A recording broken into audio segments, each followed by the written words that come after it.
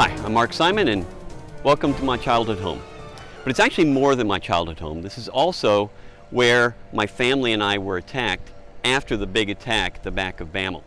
Now that is actually the side of the house, but that's the door we came and went out of all the time.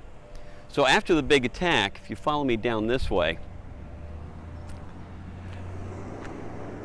I was telling my parents what had happened inside the house. Mom came out first, and right in the street, right here, was the pickup truck that the four guys were in. And if you want to follow me a little bit more, so my mom came around the corner here, and the guys confronted her. Dad was putting on his robe, so he was a little later, just 30 seconds or so. He came out, and I followed him. They still didn't know what had happened because I hadn't had a chance to tell them. When Dad came out, the guy said, "Hey, here comes the old man, let's split." So they all ran and jumped in the pickup and started driving down the street. My dad in his robe and bare feet ran across the yard and caught up to the truck before it got halfway down the next house. In fact, it was probably just barely past that driveway.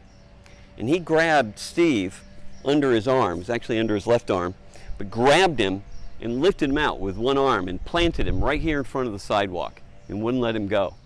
The other guys got out of the truck and came up into the yard. This tree close here, they threw my mom up against that tree and were slapping her around. I was against that fatter pine tree over there, freaking out, and one of the guys came after me and was hitting me against that, while Dad was dealing with Steve here in the street.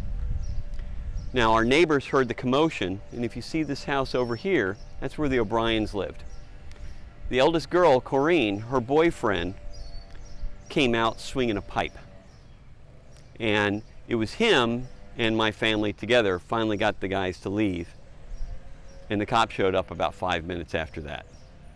Now, one other thing I want to point out, if we look down the street this way, the second house down on the left, that's where the private detective sat. So he pulled his truck in, or his car, just behind that white truck you see in the street, into the driveway, just 2 driveways down.